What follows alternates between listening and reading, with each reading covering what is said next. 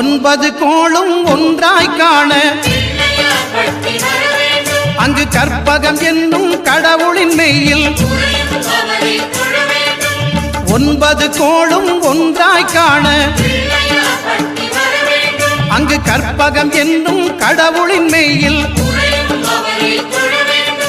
சூரியன் முதலாய் 9 கிரகமும் பலவித குணங்களை கொண்டிருக்கும் எங்கள் கற்பக தருவில் அவை வரும்போது ஒன்றாய் சேர்ந்து பலனளிக்கும்.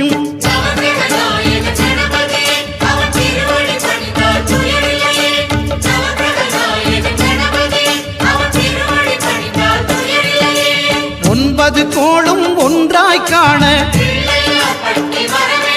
அங்கு கற்பகம் என்னும் கடவுளின் மெய்யில்